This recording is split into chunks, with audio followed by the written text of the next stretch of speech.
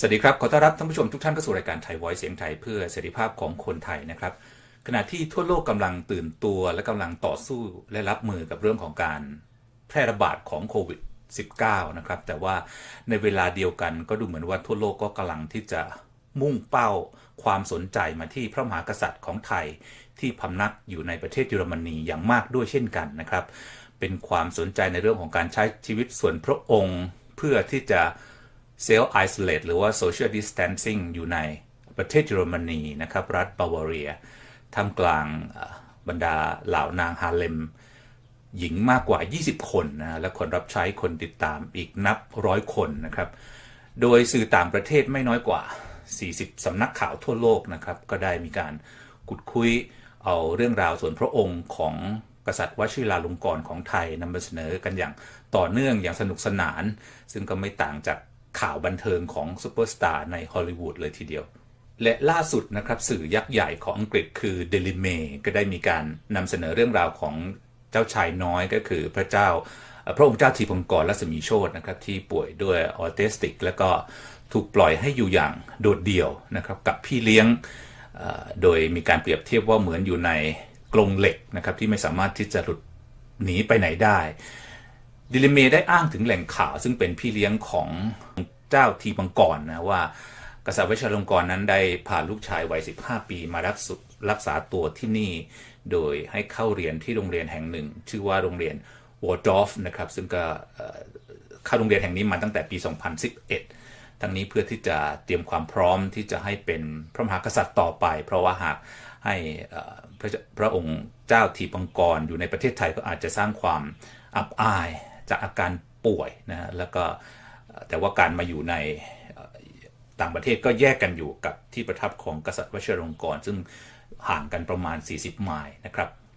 และไม่เพียงเฉพาะการรายงานข่าวพฤติกรรมการใช้ชีวิตของกษัตริย์ไทยพระองค์นี้เท่านั้นนะครับแต่ก็ยังมีการเคลื่อนไหวรณรงค์ของกลุ่มที่เรียกว่ามูลนิธิ Pixel Helper นะครับซึ่งเป็นองค์กรเอกชนที่รณรงค์เรื่องของสิทธิเสรีภาพและประชาธิปไตยของคนเยอรมันนะครับซึ่งก็ร่วมมือกับกลุ่มคนไทยที่อยู่ในเยอรมันกลุ่มคนไทยที่ต่อสู้เพื่อประชาธิปไตยกับประเทศไทยด้วยนะครับโดยกิจกรรมที่มีการรณรงค์ก็ใช้ชื่อว่าส่งกลับกษัตริย์ไทยสู่ประเทศไทยนะครับโดยการรณรงค์ดังกล่าวนี้เริ่มต้นขึ้นเมื่อประมาณกลางเดือนมีนาคมที่ผ่านมาด้วยการฉายแสงหรือว่ายิงแสงไปยังสถานที่ต่างๆที่เป็นที่เกี่ยวข้องกับการประทับของกษัตริย์วชิราลงกรณ์โดยฉายไปที่โรงแรมแกรนด์โฮเทลของเซนเดอร์บิลนะฮะซึ่งเป็นที่ประทับอาคารที่ทำการของรัฐบาวาเรียสถานทูตไทยในกรุงเบอร์ลินเป็นต้นนะฮะซึ่งภาพที่ฉายไปก็อย่างที่ท่านผู้ชมเห็นอยู่ตอนนี้มีทั้งภาษาไทยภาษาอังกฤษภาษาเยอรมันที่บ่งถึงความไม่พอใจในพฤติกรรมของกษัตริย์ไทยพระองค์นี้ที่เกิดขึ้นที่ในเมืองไทยนะฮะและที่ขณะที่พักอยู่ในเยอรมนีด้วยนะครับโดยโอลิเวอร์เบียนโกสกี้นะครับซึ่งเป็นผู้ก่อตั้งกลุ่ม Pixel Helper เนี่ยก็ได้เขียนบทความนะจะเรียกว่าเป็นแถลงการณ์หรือบทความเป็นภาษาเยอรมันนะวิพากษ์วิจารณ์สถาบันพระมหากษัตริย์ไทยว่าเป็นศัตรูกับประชาธิปไตยเพราะให้การสนับสนุนในการกระทำรัฐประหารในประเทศไทยมาโดยตลอดนะครับและยังคงแทรกแซง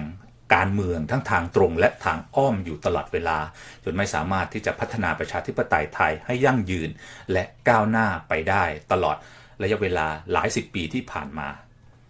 นอกจากนั้นนะครับการเข้ามาพำนักอย่างถาวรในเยอรมันยังเป็นภาระของรัฐบาลเยอรมนีที่จะต้องดูแลด้านความปลอดภัยให้กับเขาและกษัตริย์ไทยเองกษัตริย์ไทยพระองค์นี้เองก็ยังได้กระทำการละเมิดสิทธิมนุษยชนในโรงแรมที่พักของเขาด้วยนะครับไม่ว่าจะเป็นเรื่องของการค้ามนุษย์การล่วงละเมิดทางเพศผู้หญิงการใช้แรงงานอย่างโหดร้ายเหมือนทาสนะครับดังนั้นชาวเยอรมันเองเขาก็บอกว่าชาวเยอรมันเองก็ไม่ควรที่จะอดทนกับสิ่งที่เกิดขึ้นในประเทศของตัวเองแบบนี้อีกต่อไปและควรที่จะส่งกลับกษัตริย์ไทยให้กลับไปประเทศไทยในทันทีนะครับโดยนายโอลิเวอร์ยังตั้งเป้าหมายสำหรับการรณรงค์ในครั้งนี้นะครับว่า1ก็คือต้องการที่จะให้ชาวโลกนั้นได้รู้ถึงการทุจริตและการทารุณกรรมคนอื่นนะหมายถึงทารุณกรรมคนอื่นๆของกษัตริย์ไทยพระองค์นี้ซึ่งก็ส่วนใหญ่ก็คือเป็นคนไทยนะครับและหยุดการทรมานคนไทยนะครับ 2. ต้องการให้รัฐบาลเยอรมันนั้นขับกษัตริย์พระองค์นี้ออกไปเพราะได้มีการละเมิดกฎหมายหลายข้อ 3. ต้องการให้กษัตริย์ไทยพระองค์นี้ได้รับโทษจากความผิดที่กระทำในประเทศไทยผ่านกระบวนการยุติธรรมนะครับและ 4. ต้องการให้สังคมไทยพ้นไปจากความหวาดกลัวที่สร้างขึ้นโดยกษัตริย์พระองค์นี้เพื่อให้สังคมไทยนั้นก้าวไปสู่สังคมของความเป็นประชาธิปไตยที่มากขึ้นหรือว่าที่แท้จริงโดยกลุ่มที่เคลื่อนไหวเรื่องนี้ก็ได้มีการขอรับการสนับสนุนทางด้านการเงินด้วยนะครับผู้ที่สนใจสนับสนุนก็สามารถที่จะบริจาคได้ที่ PayPal @pixelhelper.tv นะครับหรือที่เว็บไซต์ก็คือpixelhelper.org นะครับซึ่งเดี๋ยวจะมีซับไตเติลวิ่งข้างล่างในขณะที่เราสัมภาษณ์ด้วยนะครับและผลจากกิจกรรมนี้เองนะครับทำให้นักการเมืองของพรรคกรีนอย่างน้อย2คนซึ่งเป็นพรรคกรีนนี่เป็นพรรคการเมืองในเยอรมนีนะครับนำเรื่องนี้เข้าไปสอบถามต่อผู้ว่าการรัฐบาวาเรียว่าทำไมถึงให้สิทธิพิเศษกับพระมหากษัตริย์ไทยพระองค์นี้ในการเข้าพักที่โรงแรมขณะที่ทุกโรงแรมในรัฐบาวาเรียเองนั้นก็ถูกสั่งปิดอันเนื่องมาจากการแพร่ระบาดของโควิด -19 อีกทั้งกษัตริย์ไทยพระองค์นี้ก็มีตำหนักหรูอยู่แล้วเป็นตำหนักหรูส่วนพระองค์อยู่ริมทะเลสาบที่เมืองทุตสิงห์นะครับห่างออกไปเพียง60กิโลเมตรเท่านั้นทำไมถึงไม่ไปประทับที่นั่นแต่ทางสำนักงานเขตของรัฐบาวาเรียเองก็แจ้งว่าคณะของกษัตริย์ไทยนั้นไม่ได้เข้าพักในฐานะนักท่องเที่ยวแต่เข้ามาพักเพื่อพระราชกรณียกิจส่วนพระองค์แต่นักการเมืองจากพรรคกรีนเองก็ยังไม่ได้พอใจมากนะครับต่อคำตอบแบบนั้นเพราะเห็นว่านี่เป็นการทางรัฐบาวาเรียเองพยายามใช้กฎหมายในลักษณะที่เป็น2มาตรฐานจึงเรียกร้องให้รัฐบาลท้องถิ่นของรัฐบาวาเรียนั้นบังคับใช้กฎหมายกับพระมหากษัตริย์ไทยเท่าเทียมกับพลเมืองของเยอรมันพยายามที่จะสรุปให้ฟังคร่าวๆนะครับแล้ววันนี้เราจะมาพูดคุยเรื่องนี้นะครับจะเรียกว่าเป็นการเปิดตัวกลุ่มบุคคลที่ทำกิจกรรมรณรงค์ในเรื่องนี้ในการที่จะนำกษัตริย์ไทยกลับไปยังประเทศไทยนะครับซึ่งแน่นอนคณะบุคคลที่ทำกิจกรรมในเรื่องนี้ก็มีคุณโอลิเวอร์เปียนโคสกี้นี่เป็นซึ่งเป็นชาวเยอรมันนะครับและเป็นผู้ก่อตั้งมูลนิธิ Pixel Helper นะครับแล้วก็มีกลุ่มคนไทยด้วยที่ทำร่วมกันในกิจกรรมนี้ซึ่งแน่นอนคนไทยที่จะคุยด้วยก็คือคุณจัญญายิ้มประเสริฐนะครับเดี๋ยวเราจะไปพูดคุยกับทั้ง2ท่านครับ Hello Oliver hi thank you so much for joining us So yeah, no problem. All right. So I will start. Okay. So I will start. You are off the frame, Oliver. You have to be in the camera a bit. All right. So yeah, I will start with the Oliver. Okay. Yes. Yeah. So I just introduce a little bit about your work at this campaign. So the first thing that I want to know why you are doing this campaign. Yeah, okay, it's we start 2 years before. Mm-hmm. We do a campaign against monarchy worldwide. Mm-hmm. And with that we do beam some light projections onto other bad monarchies of the world. Mm-hmm. And so we are keep going and check the actual situations in some monarchies, and then we I met Junya on social media and we are talking about all this, and yeah, from this moment we are starting to develop a campaign to push Rama down, to give free elections in Thailand without military things, so that the military should be only a parliament army and should not say anything in this country next. Oh, okay. So เขาก็บอกนะครับว่า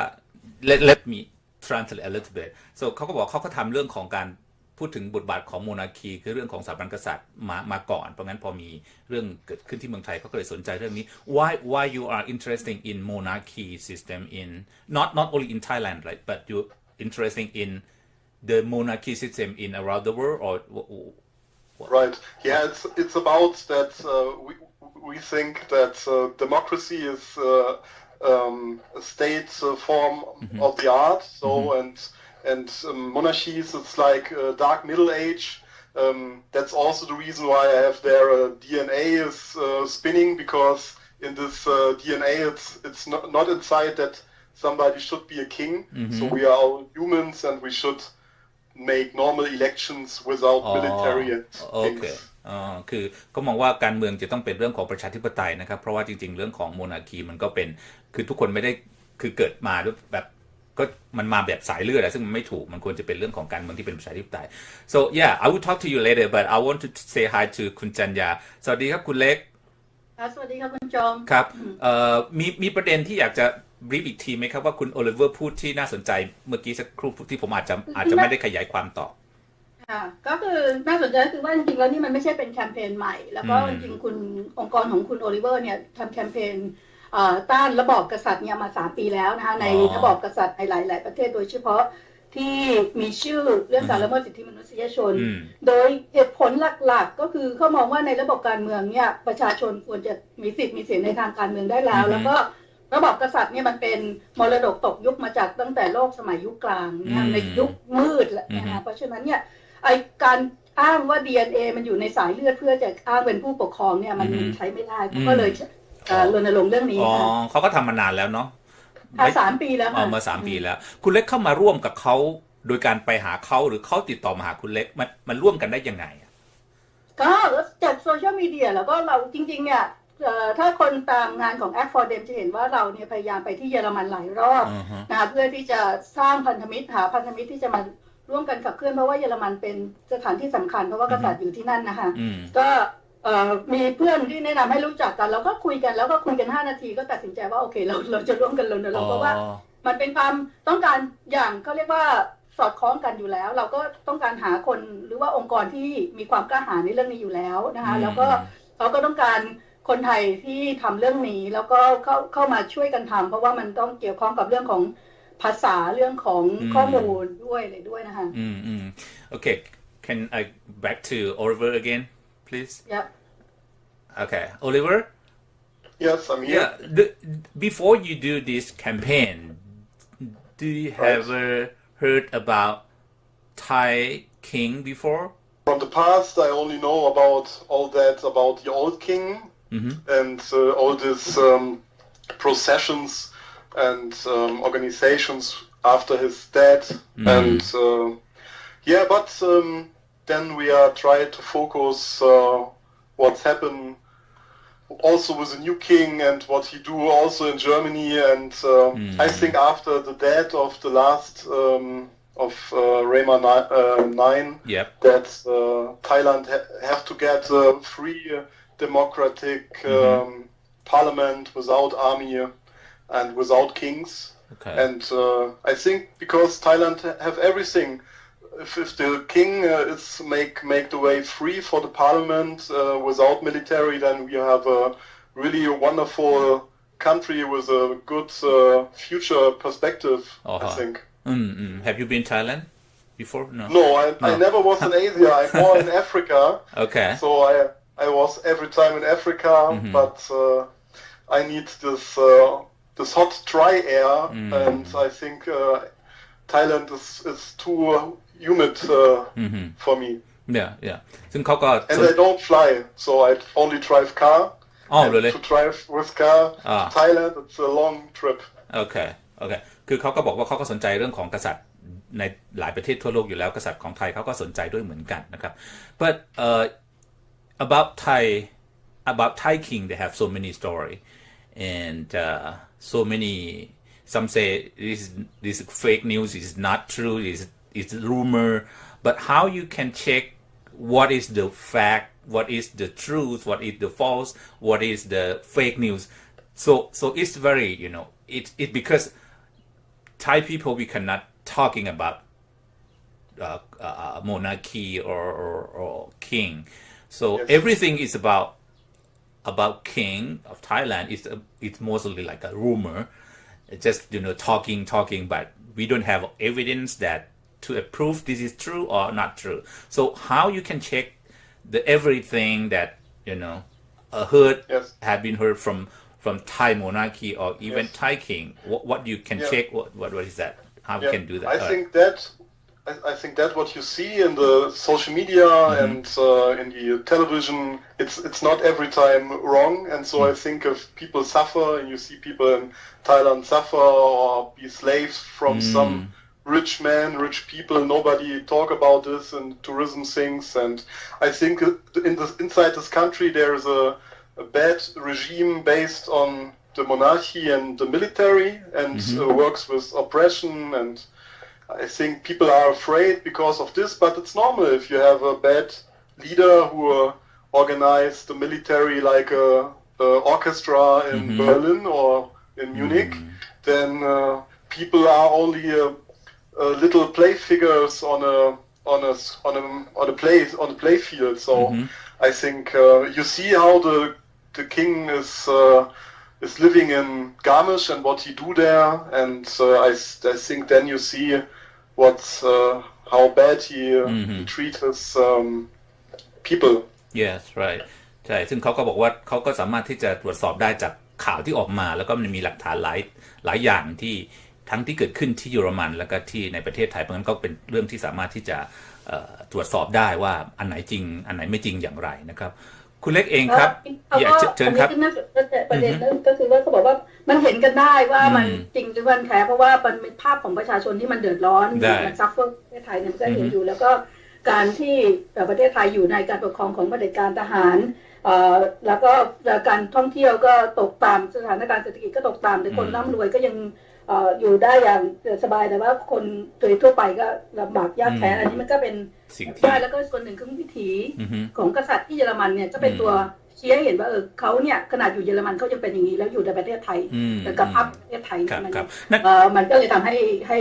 สามารถจะก็บอกว่าถึงแม้ว่าจะมีทีวีโซเชียลมีเดียบ้านเราเนี่ยมันอาจจะปิดแต่ว่ามันก็ไม่ใช่ว่ามันจะไม่มีความจริงให้เราเห็นได้จากทั้งสื่อสองสื่อนี้นะคะใช่ครับใช่ครับทีนี้กรณีของการทำงานร่วมกันหมายถึงว่าพอมีคนแนะนำให้รู้จักคุณเล็กก็ตอบตกลงเลยหรือว่าเขามาหาคือมีคนแนะนำให้รู้ก่อนใช่ไหมว่าจะมีทีมของโอลิเวอร์ทำงานเรื่องนี้อยู่เนี่ยก็แค่ให้แค่คอนแทคมาแล้วเราก็คุยกันแล้วก็คุยแล้วสิ่งที่น่าประทับใจ Oliver let me talk about how I impressed of our when we first talk and then the impressions and then we decide that we will work on this together. I will talk to a bit into John in Thai. ก็คือว่าสิ่งที่ประทับใจก็คือว่าคือพอต้องคุยกันเนี่ยคือในสังคมไทยเนี่ยพวกเราจะอยู่กับความพารานอยเยอะก็คือเราก็จะเกรงอะไรแต่ว่าเวลาที่พอเราได้คอนแทคกันแล้วเนี่ยก็กับโอลิเวอร์แล้วก็คือช่องทางที่เราใช้เนี่ยก็ใช้การคุยอย่างสกายอย่างนี้ใช่ไหมคะก็เปิดหน้าคุยกันเลยเปิดหน้าคุยกันเลยแล้วก็คุยมาเลยว่าแผนอยู่จะทำอะไรใช่ไหมคะเราก็ได้ก็เห็นด้วยนะแล้วก็ช่วยทันทีแล้วก็โดยเฉพาะเรื่องของงานด้านเอกสารงานเรื่องภาษาเรื่องของข้อมูลแล้วหลังจากนั้นเนี่ยก็กว่าเดือนมาแล้วเนี่ยค่ะที่ต้องคุยกันทุกวันต้องคุยแผนกันทุกวันคุยเรื่องของข้อความที่เราจะใช้แล้วก็แล้วก็ประเด็นฟีดแบ็กกลับมาจากเมืองไทยอะไรอย่างเงี้ยแล้วก็จะเป็นคนนำมาถ่ายทอดให้กับโอลิเวอร์ฟังด้วยค่ะครับซึ่งจริงๆเขาเองก็มีข้อมูลเกี่ยวกับกษัตริย์ไทยพระองค์นี้อยู่แล้วพอสมควรไหมฮะหลังจากที่คุยกันแล้ว I just said to John that when we've been talking on social sharing to you what the feedback from Thailand and how we discuss of the plans and of the actions and that I think so just about that the past month is a lot of kind of fun that we've been talking and sharing and see the feedback of what we are doing. And that's good. Yeah. And yeah. เพราะว่าเขาก็มีข้อมูลอยู่ในระดับหนึ่งแล้วเพราะงั้นการ You have also already a lot of knowledge about Thailand. Yes, right. In general, that is also true. Yeah. Yeah. ทีนี้yeah, Oliver. Thai people say, or maybe even the Thai king, he's a very rich people. I mean, he's a very rich guy. It richest king in the world. So when they come to stay in your country, people say it's gonna be benefit for your country because he can come with a lot of money and then he spent a lot of money in your country. That is good for you, right? Why you try to kick it off? I mean, why you try to against him? Yeah, I think that in Germany, very few people can imagine how it is if a middle-aged king is coming to Garmisch-Partenkirchen, because it's like it's a mix of a Saudi Arabian style with a lot of money, and you can be for sure that people in Germany who treat people like bad things and are like the king is, then he's not really welcome. And I think also that if we can find some whistleblowers that send torture videos to German's government, that it's also a little chance to get the king in front of the international court in Den Haag for war crimes and bad things against humanity, because he should not be really safe also if he have diplomatic immunity, because if he do war crimes and torture people, then it's really possible and really fast that he have to go in front of the court. So it's only Thai king, right, to do very bad thing in your country. They have so many high-profile people, like many king, many leadership in another country come to stay in your country, but only Thai king. That's it's something it like, is it not for? Yeah. If you know the place where he's living, it's Bayern. It's in Germany every time a little bit difficult because it's like our own country in Germany. But he loved the place. It's I think it's really normal. It's a beautiful place, but he can't make torture videos or send killer teams around in Europe or boxers around and suppress Thai people or exile Thais. And I think if some whistleblowers give this data to the public governments in Europe, then he can go in front of the court, and then perhaps he's go to jail the next 20 years, and then we have perhaps a way for democracy in Thailand. Yeah. คุณเล็กช่วยอธิบายประเด็นนี้อีกทีเพื่อจะเกิดความชัดเจนขึ้น คือก็บอกว่าสิ่งหนึ่งที่เห็นก็คือว่าโอเคเขามีเงินแต่ว่าคนหรือว่าก็บอกว่าเขาก็ไม่ต่างจากกษัตริย์ของอาหรับของซาอุนะที่มีเงินมากแล้วเข้ามาแต่ว่าอันนี้เนี่ยมันไม่ใช่เป็นตัวที่จะมาทำให้ปิดปากได้เพราะว่ามันมาพร้อมกับร่องรอยของการละเมิดสิทธิมนุษยชนมากมายใช่ไหมของการทำร้ายของคนในประเทศของตัวเองด้วยเพราะฉะนั้นสิ่งที่เขาต้องการให้เห็นก็คือว่ามันเข้ามาใช้สถานการณ์เนี่ยคือโอกาสตรงนี้กับในพื้นที่ของเขาไม่ได้แล้วก็เขาก็คิดว่า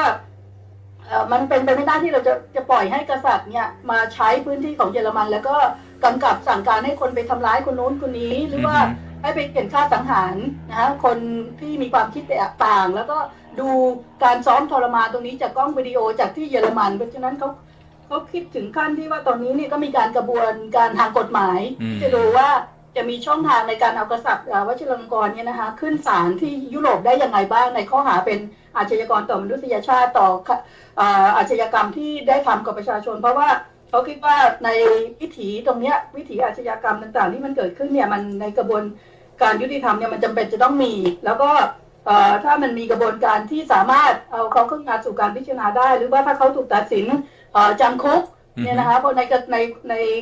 อาชญากรรมที่เขาทำเนี่ยคนไทยก็จะได้มีอิสระภาพเสรีภาพในระบอบประชาธิปไตยของตัวเองได้ครับซึ่งอันนี้คือไม่เฉพาะแต่เพียงการที่จะให้กษัตริย์ไทยพระองค์นี้พ้นไปจากเยอรมันแต่ยังคงต้องการที่จะใช้มาตรการทางกฎหมายในการที่จะเอาผิดต่อการกระทำที่กษัตริย์พระองค์นี้ทำต่อคนไทยในหลายๆกรณีด้วยแหละฮะSo it's not just about sending him back to Thailand, but our campaign is also looking at the legal aspects of how to bring him to justice of the crime he has committed to the people in Thailand as well, right? Yeah. Right. Yes, and that it's possible. In Germany, you see that there was a bailiff who go to his plane in Munich and put like a badge on it. So I think the Thai king is it's not God in Germany. He's only a rich man, a rich crazy man who don't know how much women he should marry and how to treat women good. Because if a human throw his ex-girlfriend or wives in the prison, then it's in Europe you are a little bit crazy if you do this. So it's really difficult to live in Germany if you live this life. Who Rama lives in Garmisch with his 20 prostitution girls. So, but you have to have more evidence to accuse the king, the Thai king, like this, right? But what you gonna show your evidence to accusation the Thai king to like commit criminal or against Thai people? What do you have that evidence? Yeah, I think we will set like a head. We will say we give like 20,000 euros to people who send us videos from torture by the king. So I think we will make like a reward, and our goal is to get the king in prison and get him down from his country so that Thailand is free. And I think it's possible, and I think there is a lot of people around the king who don't like him, and if they get also 5,000 euros, they are happy and send us a video with torture things, and that the king has a big role inside, and we will give this to the German police, and then something will happen, I think. Yeah, คุณเล็กหลัก ก็ ฐาน คือว่าโอเคค่ะก็จะเล่าให้ฟังเพราะว่าเรื่องนี้เป็นเรื่องที่เราก็คุยกันก็คือว่าพวกเราบอกว่าคนไทยเนี่ยก็อย่างที่มันสโลแกนมันหนึ่งได้ออกมาว่าhe's not welcome both in Thailand and in Germany ครับเพราะว่าพอfirst week ของ action เนี่ยเราก็บอกก็ยูบอกว่าจะส่งไทยคิงเนี่ยกลับไปประเทศไทยเนี่ยคนไทยบอกไม่เอานะอะไรอย่างเงี้ยเราก็คุยกันว่าถ้างั้นก็ส่งเข้าไปที่ศาลแล้วกันนะคะก็เริ่มกระบวนการจริงๆก็มีกระบวนการจะปรึกษากับทีมทนายไปแล้วด้วยว่ามีช่องทางศาลในยุโรปเนี่ยศาลอะไรได้บ้างทั้งศาลในเยอรมันศาลใน EU แล้วก็ศาลนานาชาติที่เราจะดำเนินคดีได้มันก็มีคือพอพูดเรื่องของการละเมิดกฎหมายหลายอย่างเนี่ยตอนนี้อย่างกระบวนการพิจารณาในรัฐสภาของบาวาเรียนี่ก็เริ่มแล้วใช่ไหมคะก็เรื่องของการเลือกปฏิบัติเนี่ยคือเขาพูดบอกว่าคิงไทยเนี่ยไม่ใช่กอดเขาก็เป็นแค่ลิชกายก็คือเป็นแค่คิงไทยถึงอยู่ที่นี่เขาไม่ใช่กอดเขาไม่ใช่พระเจ้าใช่ครับเขาเป็นแค่ลิชกายเป็นลิชเคซี่กายก็คือเป็นคนรวยที่บ้ามากเลยก็บอกว่าสิ่งที่เขาทำกับภรรยาอย่างเงี้ยส่งภรรยาเข้าคุกทำภรรยาแบบนี้นี่มันไม่ใช่พฤติกรรมนะฮะที่ปกติที่คนเยอรมันเนี่ยจะทำการที่จะยอมรับได้นี่ก็เป็นเรื่องหนึ่งแล้วก็เขาก็มีการคิดเราก็มีการคิดกันด้วยว่าคือทุกคนที่เมืองไทยก็คงรู้ว่าข่าวนี้ก็คงเป็นข่าวทั่วไปนะคะว่ากระบวนการทำร้ายเวลาจะทำร้ายหรือว่าเข็นฆ่าสังหารคนที่เป็นผู้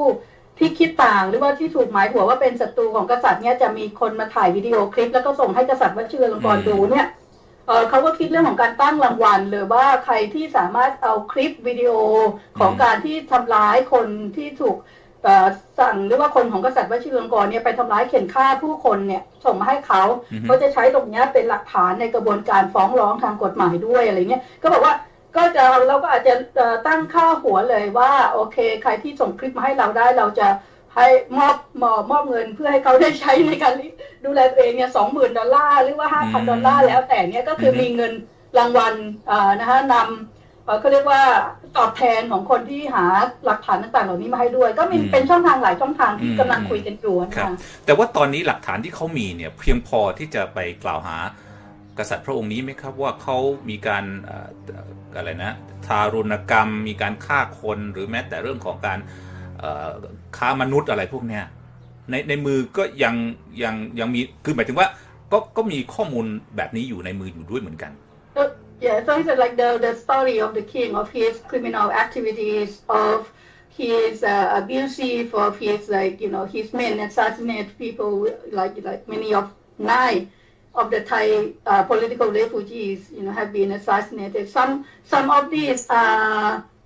the story that people knows, but there is no hard evidence, and John says how you can collect this evidence, or how we can the evidence we have on hand. Is it enough to bring the case against the Thai king, or we still need more? Yeah, I think that we also if we give this reward on this whistleblower thing, so we try to calculate it inside the campaign. That's also why we start this GoFundMe, so to collect money, and with that money we try to give whistleblowers money if we get some videos or proofs that shows that the king is inside this criminal structure. So that's only the reason why we try to collect 50,000 euros. We are still under 1,000, but the hearts are on our side, and we still believe that we are getting so much money that we can give this to whistleblowers also. Yeah. So I think there are proofs outside on phones, and it's only 1, 2, 3 clicks to send us the a video, and we can send the money with Western Union everywhere in the world, so to every name. So we only need somebody who sent us proofs, and I think we will get it, and it's only a question of time. And the king make faults every day, and if he's angry, he make more faults than ever. And I think actually we make some puppets for Jack and Judy show, so that we want to show people really bad aspects of the king in a artistic way, and we will go to his hotel in Munich, and we'll make some YouTube videos with the place of the puppets, like with the king and with his prostitution puppets and with the devil puppets, so that we show how the king thinks and what the king wants. And I think it's really important to talk about this, because if you talk about that in Thailand, then you are directly in prison or something better. Right. And we will do it, and we don't are afraid because he's a king. So we have a lot of kings in Germany, and after they was in Germany, and there are not more kings. And if you go to France or to Spain, then he's also not. It's not a place for a king. Europe, it's nice. He can come to Garmisch for a weekend and shop around the market, but then he should go inside his airplane and go back to his country. But also, if he arrived there, he should go back, because he is so old and he has so much money. He don't need to take a full state in prison. So he should go back and let democracy a free way to rule Thailand with the people. Yeah, I think so many German people right now, they have some knowledge about Thai king, right? So what do the most Germans thinking about Thai king right now? แปลตรงนี้ก่อนดีไหมคะคุณจอม โอเคก่อนหน้านี้โอเคเชิญครับใช่ก็คือว่าที่ถามว่ามีหลักฐานมีอะไรพอไหมเนี่ยเขาก็บอกว่านี่คือเหตุผลว่าทำไมถึงได้เปิด GoFundMe เพื่อระดมทุนสาธารณะโดยที่ตั้งเป้าว่าจะระดมทุนให้ได้ 50,000 ยูโรเพราะว่าจะใช้เงินตรงนี้เป็นกองทุนสำหรับการให้รางวัลนะคะเพราะว่าหนึ่งเขาจะแล้วก็หนึ่งเราก็จะทำงานกับพวกองค์กรที่whistleblower นะคะพวกที่ก็เรียกว่าอะไรนะเป่านกหวีดในกรณีของการละเมิดสิทธิมนุษยชนแบบนี้เนี่ยแล้วก็จะร่วมกันอย่างองค์กรเหล่านี้ที่ให้ช่วยกันกระจายข่าวแล้วก็กระจายข่าวให้กับผู้คนคือเขาเชื่อว่ามันมีคนที่มันต้องมีคลิปมีวิดีโอมีการฉายภาพของการละเมิดสิทธิมนุษยชนของกษัตริย์ไว้องค์กรอยู่แน่แหละเพราะฉะนั้นเนี่ยการระดมทุนนี้ก็เพื่อที่จะให้เป็นเงินให้รางวัลกับคนที่ต้องการที่จะบอกเล่าเรื่องราวแล้วก็ส่งมาให้แล้วก็การส่งเงินก็ไม่มีปัญหาเราก็คือส่งไปให้กับคนคนนั้นคนที่เอาหลักฐานมาให้อะไรเงี้ยนี่เขาก็บอกว่านี่ก็เป็นสิ่งหนึ่งที่ว่าทำไมของ Pixel Helper ถึงได้เปิด GoFundMe เพื่อว่าตั้งเป้าระดมทุน $50,000 50,000 ยูโรเพื่อจะเป็นกองทุนเพื่อที่จะให้กับผู้ที่จะส่งมอบหลักฐานเกี่ยวกับการละเมิดสิทธิมนุษยชนหรือว่าอาชญากรรมต่างๆที่กระทำในนามของกษัตริย์วชิรลงกรณ์เนี่ยค่ะทีนี้การจะร่วมบริจาคนี่คือผ่านทาง PayPal ที่ผมได้กล่าวไปแล้วใช่ไหมหรือมีช่องทางอื่นอีกไหม These are other ways that people can donate to this our campaign. So with PayPal to your bank account, to your organization bank accounts as well. Mm-hmm. Yes, yeah, we have on the website on And Pixelhelper. to Western unions, yeah. Yeah, we have pixelhelper.org/help, and you see our banking account, and you see our PayPal. Okay. It's all possible. Alright so ก็มีหลายก็คือหลายทางก็คือว่าในองค์กรของ Pixel Helper เนี่ยเป็นองค์กรจดทะเบียนที่เป็นมูลนิธิก็มีเบอร์บัญชีของมูลนิธิที่ประกาศเนี่ยก็คือเขาจะขึ้นประกาศตลอดในแคมเปญของประเทศของอันนี้ก็จะมีขึ้นแล้วก็คนสามารถส่งได้ที่ PayPal ส่งที่แบงก์ได้หรือว่าจะส่งในรูปแบบของเงิน transfer อะไรก็ได้ Right now I just show I have the website running on my screen PayPal at pixelhelper.tv. This is right one. Right. Okay, and World Wide Web. I think no. Just pixelhelper.org. That is another one, right? It's the same website. Okay. So we only have two domain endings, and if you go to pixelhelper.org/help, then you are on our central website. Okay, so right now it's running on my screen, so people can donate or supporting your organizations. So come back to เมื่อกี้เขาลืมนิดนึงที่ถามว่าเพราะคำถามนี้เป็นคำถามบ่อยว่าทำไมไม่กลัวเหรอใช่ไหมเพราะว่าคนไทยนี่จะกลัวมากเลยเขาบอกว่าไม่กลัวเพราะว่าคิงจากประเทศไทยเมื่อมายุโรปก็เป็นก็ไม่ใช่คิงอีกต่อไปในเยอรมันก็มีคิงหลายคิงก็คือมีกษัตริย์จากหลายประเทศที่มาอยู่ที่นี่แล้วก็ไม่ได้มีสถานภาพกษัตริย์อีกต่อไปเหมือนกับฝรั่งเศสเหมือนกับในหลายประเทศในยุโรปเนี่ยซึ่งจะมีกษัตริย์ที่มาจากประเทศบ้านอื่นตัวเองแต่ว่าเมื่อมาที่นี่แล้วเขาก็เป็นคนของที่นี่เขาไม่ใช่สถานภาพกษัตริย์แต่เพราะฉะนั้นเนี่ยเขาก็ไม่มีความกลัวบาดกลัวคิงคนนี้ And if you are living in Germany with 20 prostitution girls in a hotel floor, then you are a pimp and you are not a king. And that's ถ้าคุณอยู่กับแบบว่าเขาเรียกพิมพ์เขาเรียกเป็นสนมของเขานี่เขาเรียกเป็น prostitute นะคะก็คืออยู่กับโสเภณี20 คนเนี่ยคุณไม่ใช่คิงอีกต่อไปแต่คุณเป็นแมงดา So okay I'll come to you later คุณจันยา but go to Oliver again. I asked you about the mostly German people thinking about this Thai king. Do they happy or what they're thinking about Thai king right now? I think it's that after the king is coming to Garmisch, the German society changed in this royal circle system of patrons in which only people who are directly benefit financially from the king are getting good vibrations. And I think that the most people in Garmisch don't like it if a pimp king is there with 20 prostitution soldiers, if he talk him like this. And because we have a lot of rich Russian people and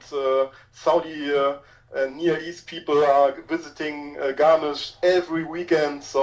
it's not special to have a rich man there. But if there are a rich man in Garmisch without manners, then nobody need him, because if you go to Lloret de Mar or to Ballermann, to Mallorca, then the king is better in this place and live his crazy life there on a party, but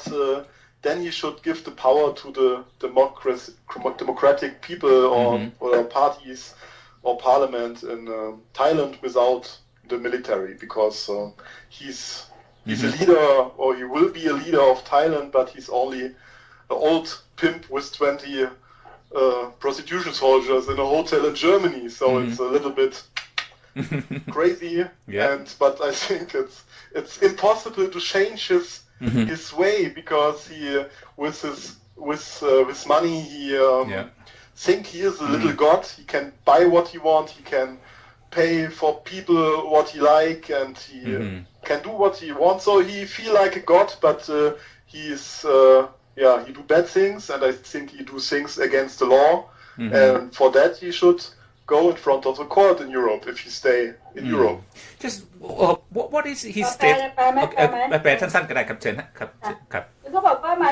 น ไม่ใช่เป็นเรื่องน่าภาคภูมิใจมันเป็นเรื่องความละอายมากกว่าที่เห็นขบวนของกษัตริย์เนี่ยนะคะวิ่งผ่านไปผ่านมาแล้วก็จริงๆแล้วเนี่ยมีคนไม่กี่คนที่เมืองกาเมชเนี่ยนะคะที่ได้ประโยชน์การที่เขาอยู่ที่นี่แล้วก็วิถีของเขาเนี่ยเขาจะเรียกว่าพิมพ์คิงนะคะก็คือว่าเป็นกษัตริย์แมงกาเนี่ยกับผู้หญิง20 คนทหารบำบัดกามหรือว่าทหารโสเภณีเนี่ยก็มันก็เป็นอะไรที่บอกว่ามันไม่มีมารยาทแล้วก็เป็นเรื่องน่าอับอายแล้วก็บอกว่าเมืองนี้เป็นเมืองนักท่องเที่ยวเพราะฉะนั้นเป็นเมืองที่ไม่ขาดคนรวยมันจะมีคนรวยมาเมืองนี้ตลอดนะทุกสัปดาห์อย่างเช่นคนรวยจากรัสเซียคนรวยจากซาอุอะไรพวกนี้ก็มาใช้เงินกันอยู่ที่นี่อยู่แล้วเพราะฉะนั้นเนี่ยความต้องการเงินก็ไม่จำเป็นจะต้องการจากกษัตริย์แล้วก็บอกว่าถ้ากษัตริย์คนนี้อยากจะใช้วิถีชีวิตแบบนี้ที่คิดว่าตัวเองเป็นพระเจ้าอ่ะคือเขาคิดว่าเขาใช้ชีวิตแบบนี้ที่คิดว่าตัวเองเป็นพระเจ้าจะมาใช้ชีวิตแบบนี้เนี่ยมันเป็นแล้วก็ดูท่าทีว่ากษัตริย์คนนี้เนี่ยจะไม่ impossible ก็คือว่าจะไม่มีทางเปลี่ยนแปลงพฤติกรรมแบบนี้ได้เขาบอกว่าถ้าคุณอยากจะใช้ชีวิตแบบนี้คุณก็ไปใช้ที่ประเทศอื่นที่เขาแบบเห็นเงินคุณเป็นพระเจ้าได้อย่างเช่นไปปานามาหรือไปอะไรแต่ว่าก่อนคุณจะไปเนี่ยคุณก็คืนประชาธิปไตยให้ประเทศไทยซะก่อนแล้วบอกว่าวิถีของกษัตริย์ตรงนี้มันชัดเจนว่ามันเป็น against the law มันก็คือการ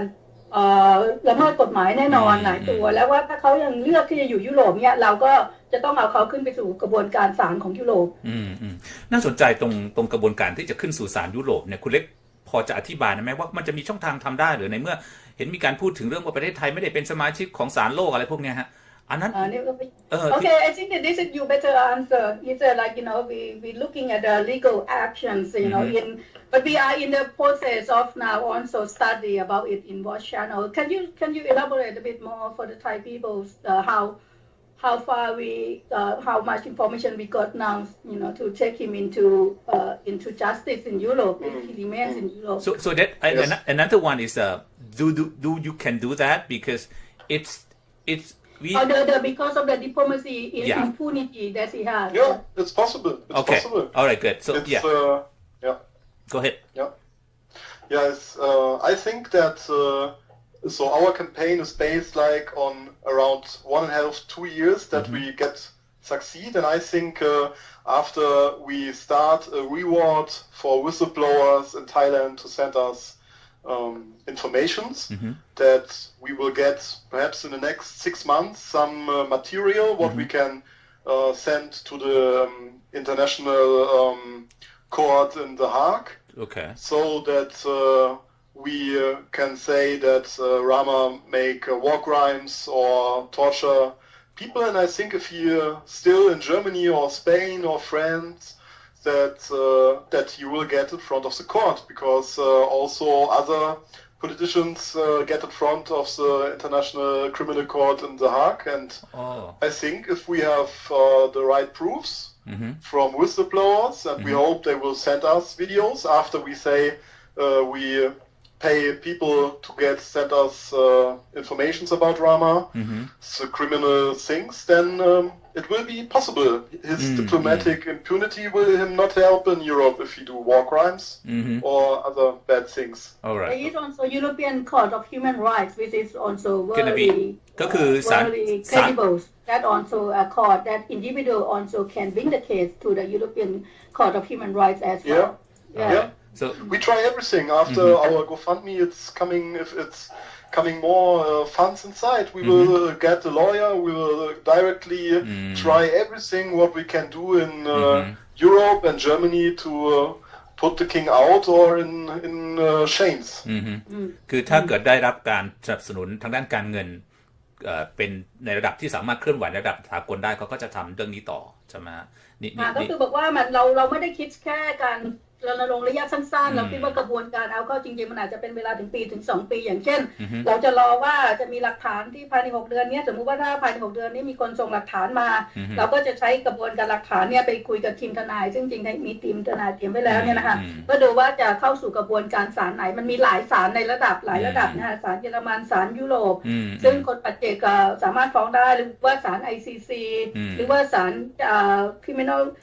ICJ ซึ่งเป็นศาลที่ต้องเป็นประเทศฟ้องอะไรเงี้ยแต่ว่าตรงเนี้ยมันก็ยังไม่สามารถจะตัดสินใจตรงนี้ว่าจะส่งฟ้องไหนเพราะว่าถ้ามันมีหลักฐานเนี่ยแล้วหลักฐานไปแล้วถ้ามันมีทีมทนายที่บอกว่าโอเคมันได้เราก็จะเริ่มกระบวนการแล้วก็จะค่อยดูว่าจะไปช่องทางศาลไหนตอนนี้ก็ถึงได้บอกว่า ก็คือแน่นอนมันก็ขึ้นอยู่ด้วยว่าเพราะว่าในกระบวนการศาลมันเป็นกระบวนการที่ใช้ต่างแล้วมันจะเป็นต้องการระดมทุนกันพอสมควรเนี่ยถ้าคนไทยที่สนใจแล้วก็เห็นช่องทางนี้เนี่ยเป็นช่องทางที่ดีแล้วก็อาจจะทำให้ปล่อยเสรีประเทศไทยได้เนี่ยก็ร่วมกันสนับสนุนมาได้แล้วก็อันนี้เล็กต้องบอกเลยนะคุณจอมว่าเล็กไม่ได้มีส่วนร่วมในการรับผิดชอบเรื่องระดมทุนเลยนะคะเพราะว่าการระดมทุนทั้งหมดเข้าสู่องค์กร Pixel Helper ทั้งหมดเลยค่ะครับอธิบายเพื่อให้เกิดความเข้าใจในการทำความรู้จักกับไอ้ Pixel Helper เนี่ยคุณเล็กองค์กรนี้เขามีความน่าเชื่อถือมีความเป็นมาแบบไหนอย่างไรถ้าคุณเล็กอธิบายให้คนไทยได้เข้าใจถึงการทำงานขององค์กรนี้หรือว่าแบ็กกราวด์ขององค์กรนี้จริงๆให้เขาพูดเองไหมผมว่าคุณเล็กSo can you talk a bit about history of Pixel Helper, and then that why you kind of like stand up and brave enough to challenge such a big fight like this? Do you have a history of doing a big fight like this before of your organization? Yes, yeah, we have a lot of really important topics what we fight for worldwide, and as an example, the last what we do is to push the problems of the Muslim Uyghurs, Uyghur nation inside the media because they are they get problems with China, and China put them into little concentration camps and forbid them to wear birds or call them kids Mohammed, and they destroy mosques and a lot of other things, and we are rebuilding in Morocco, in North Africa, Holocaust memorial for this Uyghur nation who get killed by China, and this was a big topic inside BBC. So 500,000 people see it in the first days, and it goes all around in the Arabian nations. So yeah, we fight for minorities and poor people and people in countries who don't have freedom of speech or also freedom of art. It's in some countries it's totally crazy. You're building art and it get destroyed. So there's a big fight on the world against evil things, and I think Rama is one of the evil things in Thailand, and have to go back and make democracy. All right, thank you. So คุณจันยาจะช่วย brief อีกทีก็คือว่าจริงๆแล้วอย่างองค์กรนี้จดทะเบียนมาตั้งแต่2551นะคะแล้วก็เล่นประเด็นสิทธิมนุษยชนที่ยากๆทั้งนั้นเลยส่วนใหญ่เช่นประเด็นเรื่องอุยกูร์อย่างเงี้ยที่ถูกส่งไปที่ concentration camp คือแคมป์กักกันแล้วก็มีผู้เสียชีวิตมากมายอะไรเงี้ยเขาก็ทำประเด็นสร้างการตื่นตัวเรื่องสิทธิของคนคือไม่ว่าจะเป็นคนไหนแต่ว่าถ้าคุณถูกละเมิดสิทธิ์นะคะอย่างของกลุ่มอุยกูร์หรือว่ากลุ่มศิลปินหรือว่าอย่างประเทศเราตอนนี้ก็คือเรื่องของสิทธิเสรีภาพที่มันถูกลิดรอนเนี่ยก็ทำแล้วก็มันก็ช่วยทั้งในเรื่องของการทำแคมเปญเปิดพื้นที่ให้มีการหยุดละเมิดสิทธิมนุษยชนช่วยในเรื่องของการไปดูแลอย่างเช่นไปสร้างนะคะชุมชนที่ได้รับผลกระทบในโมร็อกโกในแอฟริกาเนี่ยค่ะแล้วก็ข่าวของการเคลื่อนไหวเขาก็เป็นข่าวดังมากอะไรอย่างเงี้ยอย่างมีเป็นสกู๊ปเป็นข่าวใน BBC คนดูเป็นล้านอะไรอย่างเงี้ยก็คือเป็นอิชชูที่เขาเล่นหนักคือไม่ว่าจะเป็นศิลปินเป็นคนกลุ่มน้อยเป็นคนที่ถูกละเมิดสิทธิมนุษยชนหรือว่าถูกปิดกั้นเสรีภาพเนี่ยถ้าคิดว่าเป็นอิชชูที่องค์กรเขาจะลงมาช่วยได้เขาก็จะเล่นนะไม่ได้สนใจว่าเป็นเชื้อชาติศาสนาอะไรค่ะครับทีนี้โอเคเดี๋ยวคุณเล็กอาจจะถามเขาอีกทีก็ได้แต่ว่าคำถามที่อยากจะถามก็คือว่ากษัตริย์ไทยพระองค์นี้อยู่ในสถานะของแบบไหนในรัฐในเยอรมันแล้วก็ที่สำคัญสถานะของรู้สึกจะเป็นฐานะกษัตริย์ฐานะของทูตใช่ไหมฮะเพราะงั้นทูตหรือกษัตริย์เนี่ยกฎหมายของเยอรมันก็ต้องโปรเทคคนประเภทนี้ถูกไหมฮะทีนี้ถ้าเกิดมีกฎหมายคุ้มครองอยู่เนี่ยคุณโอลิเวอร์จะสามารถทำอะไรได้ในเมื่อกฎหมายของรัฐบาลเยอรมนีก็ให้ขันคุ้มครองในฐานะเป็นทูตหรือว่าเป็นกษัตริย์อยู่ในประเทศเยอรมันแล้วเราจะมีช่องทางไหนที่รัฐบาลยูจะปล่อยให้ยูทำได้อ่ะ He asked that have you checked of the status of the Thai king in Germany? Is he living under diplomacy's impunity? So yeah, I think it's about Heiko Maas. It's our foreign minister, and I think that that he knows what he do there, and I think it's also time to make light projections onto these foreign ministry here in Germany and Berlin to push the talks about his resident status here in Germany into the German parliament. So we also beam on the German parliament against drama, and I think we should integrate the foreign ministry because I think he have diplomatic immunity, but it's not about that you can do everything. You can't kill people, and you can't. If we got whistleblowers who send us disinformation, then I'm really sure that the police will catch Rama and will take him in prison. ก็คือก็บอกว่าอันนี้เนี่ยก็เป็นเรื่องที่คือจริงๆแล้วต้องบอกว่าคำตอบมันไม่ชัดเจนนะอันนี้ส่วนเล็กตอบไปก่อนเพราะว่ากระทรวงต่างประเทศของเยอรมันเนี่ยก็บอกว่าคือประเทศไทยเนี่ยพยายามจะบอกว่าให้คุ้มครองเขาในฐานะการทูตแน่นอนอยู่แล้วแต่ว่ารัฐบาลไทยก็ตอบก็ว่าเขามาอยู่ที่นี่ในฐานะส่วนพระองค์ไม่ได้มาในฐานะประมุขของประเทศนี่ก็เป็นเรื่องหนึ่งเพราะฉะนั้นบริเวณก็บอกว่าเราก็จะต้องทำแอคชั่นต่อก็คือหน่วยงานต่อไปที่เราจะต้องไปเยือนก็คือกระทรวงต่างประเทศของเยอรมันเพื่อให้มีท่าทีที่ชัดเจนแล้วก็มีการไปโยนกระทู้ใส่รัฐบาลไปเรียบร้อยแล้วด้วยคนที่นี่ใช่ไหมคะแล้วก็เขาก็บอกว่ามันถึงแม้ว่าจะมีการปกป้องนะคะในฐานะของประมุขของชาติเนี่ยนะคะก็คือการได้รับการยกเว้นโทษอะไรต่างๆเนี่ยการคุ้มครองทางการทูตเนี่ยแต่ว่าอันนี้เนี่ยมันก็จะต้องมีข้อยกเว้นสมมติว่าถ้าเขาทำการละเมิดสิทธิมนุษยชนอย่างเงี้ยมันก็ต้องเป็นเรื่องของที่การคุ้มครองทางการทูตเนี่ยจะคุ้มครองไม่ได้นี่ก็เป็นความสำคัญมากเลยว่าทำไมเราถึงให้ความสำคัญกับเรื่องของwhistleblower คือคนที่จะสามารถส่งหลักฐานต่างๆเหล่านี้มาให้เราได้เพื่อให้เราสามารถดำเนินกระบวนการต่อไปได้นะคะในเชิงของการกระบวนการทางอาญาหรือกระบวนการทางกฎหมายในการเอาผิดเนี่ยค่ะอันนี้อาจจะถามคุณเล็กนะคือเนื่องจากว่าเรื่องของกษัตริย์ไทยจะโอเคเรื่องของไอ้การค้ามนุษย์อันนั้นก็อาจจะเป็นที่ต้องถกเถียงกันนะว่าเขาใช้คนเยี่ยงทาสแบบไหนอันนั้นมันอาจจะมีเรื่องของประเพณีวัฒนธรรมที่แทรกซึมอยู่อันนี้ต้องอธิบายไปแต่เรื่องการที่กษัตริย์ไทยมีส่วนทำให้เกิดการฆาตกรรมหรือฆ่าคนเนี่ยขณะในสังคมไทยเองเราก็ยังไม่ได้มีอะไรที่ชัดเจนไม่ใช่เหรอเพราะงั้นโอเคกำลังจะบอกว่าเรากำลังจะหาหลักฐานอยู่ใช่ไหมว่าจะมีใครมีคลิปมีอะไรต่างๆเนี่ยแต่ในเมื่อของไทยเองเราก็ยังไม่ได้ชัดขนาดว่าสั่งฆ่าเองหรือเป็นคนที่อยู่เบื้องหลังการฆ่าเนี่ยแล้วหลักฐานพวกนี้มันจะมาเอาเข้าศาลว่าเป็นคนที่ฆาตกรรมคนอะไรอย่างเงี้ยคุณเล็กคิดว่ามันจะไหวไหมมันจะได้ไหมเพราะว่าขนาดโอเคเรามองว่า9 คนที่ตายนะที่เป็นผู้ลี้ภัยการเมืองหรือลี้ภัยนอกประเทศเนี่ยเราก็เพียงแค่ข่าวลือว่าเขาเป็นคนอยู่เบื้องหลังสั่งฆ่าเขาแม้แต่เรื่องของการอะไรนะฆ่าคนในวัง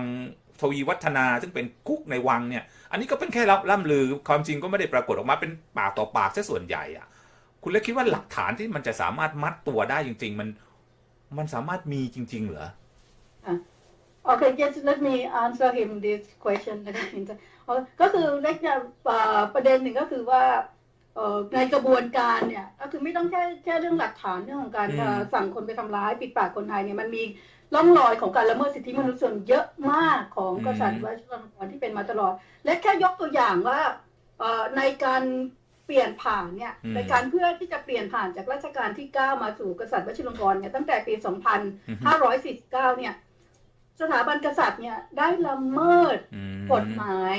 มากมายเลยคือในการอ้างเพื่อว่าความมั่นคงของสถาบันกษัตริย์เนี่ยได้มีการปลดอย่างไม่ชอบธรรมนายกรัฐมนตรีที่ประชาชนเลือกตั้งมาถึง4 คนนะคะก็คือโดยการกล่าวอ้างการข้อผิดพลาดต่างๆข้อกฎหมายละเมิดกฎหมายต่างๆของนายกรัฐมนตรี4 คนซึ่งเป็นข้อเล็กน้อยคือเราจะพูดแค่นี้ว่ากษัตริย์วชิรลงกรณ์เนี่ยคือไม่ต้องหาหลักฐานอื่นเลยในแง่ของความผิดพลาดของกษัตริย์วชิรลงกรณ์เนี่ยตั้งแต่การลิบเรื่องหุ้นตั้งแต่การยึดคืนที่ดินตั้งแต่การโอนสำนักงานทรัพย์สินไปส่วนของตัวเองตั้งแต่กระบวนการขนเครื่องบินไปที่วางของคือร่องรอยของการเขาเรียกว่าทำผิดเนี่ยนะคือถ้ากษัตริย์วชิรลงกรณ์เป็นนายกรัฐมนตรีเนี่ยเขาจะ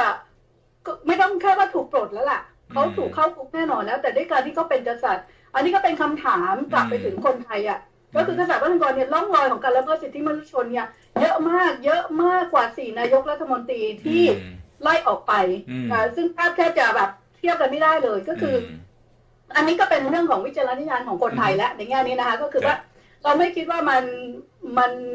ไม่มีกระบวนการที่จะเอาผิดแล้วก็คือในแง่ของนโยบายนี่ก็ผิดในแง่ของการ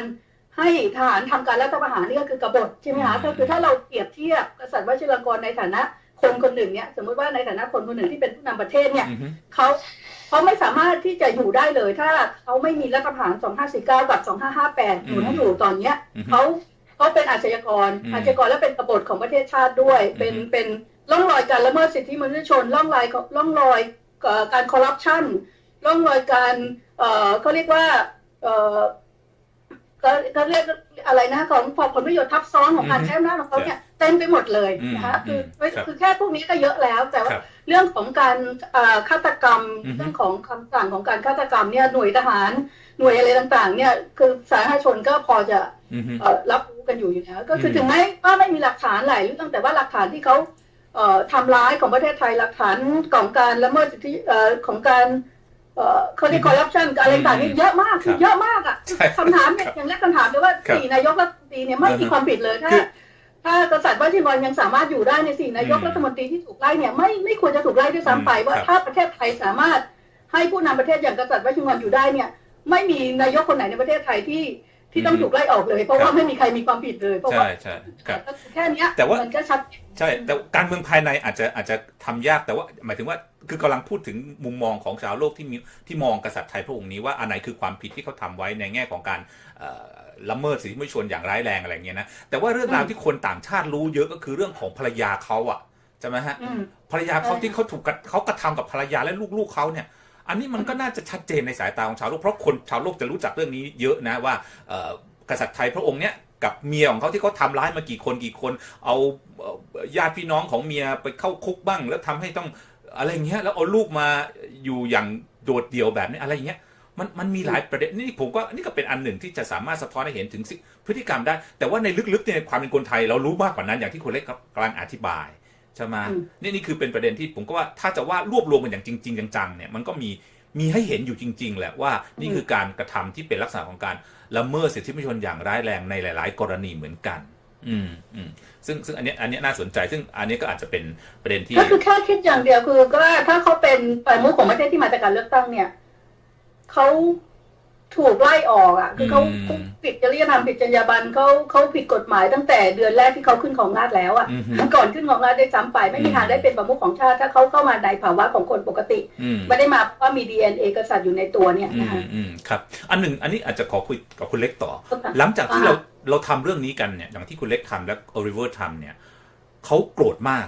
คือเราทราบมาว่าเขาโกรธมากนะแล้วก็เขาก็พยายามที่จะทำอย่างที่เคยทำพูดง่ายๆคุณเล็กเองไม่กลัวเหรอฮะอยู่ในประเทศที่ก็เรียกว่าไม่ไกลกับเยอรมันสักเท่าไหร่ด้วย Okay, I answer the question and then get to you. Okay, so and put it in. Am I afraid because I will be the target because he is very angry? Yes.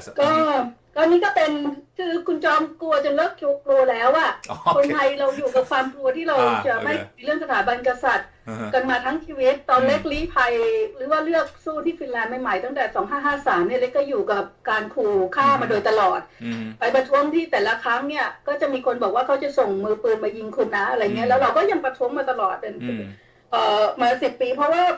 คือมันเลยจุดของความกลัวแล้วอะนะเพราะว่าคุณจะอยู่กับความกลัวของการแบบว่าโดนขู่ฆ่ามีร่องรอยแล้วมันไม่ใช่เรื่องกลัวแบบไม่มีมูลความจริงนะเพราะว่าถ้าเทียบ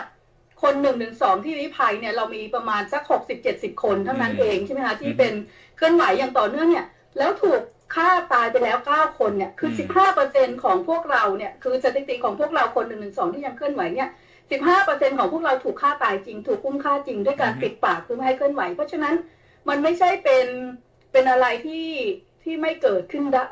ที่เกิดขึ้นไม่ได้ไม่ใช่มันเกิดขึ้นได้อยู่แล้วแต่ว่าเราก็ต้องทำนะคือตอนนี้เนี่ยเราก็ยังอยู่โดยเงื่อนไขว่าในยามที่เรายังมีหายใจเนี่ยเราต้องทำให้ดีที่สุดเพราะเราไม่รู้ว่าเราจะถูกยิงหัวตายเมื่อไหร่เพราะฉะนั้นในยามที่เรายังมีสติเรายังทำได้เราต้องรีบทำนี่ก็เป็นเหตุผลหนึ่งว่าทำไมดีใจมากที่โอลิเวอร์ติดต่อมาแล้วก็ แล้วมันหนีไม่พ้นอะถ้ามันจะตายมันก็เราไม่มีทางที่จะป้องกันได้อยู่แล้วเพราะฉะนั้นเราก็ต้องเตรียมตัวรับมือกับมันแล้วก็สู้ต่อไปด้วยภาวะที่เรารู้ว่าอันตรายมันคืออะไรอย่างครั้งนี้เนี่ยคุณเล็กมีอะไรที่เป็นสัญญาณว่ามันมีภาวะที่มีความเสี่ยง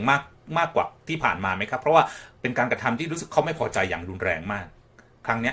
คงมากกันนะคะแต่เพราะฉะนั้นถ้าเราถ้าวันหนึ่งถ้าสัญญาโดนยิงตายก็คือแน่นอนว่าโดนคนของกษัตริย์พระยิงยิงตายก็แค่นั้นคนอยู่ก็สู้ต่อแล้วมันมีสัญญาณอะไรที่ทำอะไรไม่ได้ก็เพราะเรายืนยันว่าเราจะต้อง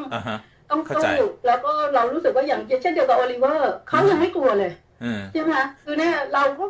เขายังกล้าเลยแล้วเราคนไทยเราจะไม่มีคนไทยที่จะมีความกล้าที่จะมาพูดความจริงซึ่งมันเห็นชัดเจนเลยว่าเขาเป็นคนแบบไหนอย่างโอลิเวอร์เรียกว่าเป็นพิมพ์คิงอย่างเงี้ยใช่ไหมการละเมิดสิทธิมนุษยชนกันอะไรแล้วอย่างเราเนี่ยคือเพื่อนเรา10 กว่าเปอร์เซ็นต์เนี่ยคือรีภัย1-2เนี่ย10 กว่าเปอร์เซ็นต์ที่ถูกสังหารเนี่ยมันเป็นอะไรพฤติกรรมที่มันยอมรับเข้าใจถึงความมุ่งมั่นของคุณเล็กแต่ว่ามีสัญญาณอะไรออกมาบ้างแล้วอย่างหมายถึงว่าคุณเล็กได้รับสัญญาณอะไรบางอย่างไหมว่า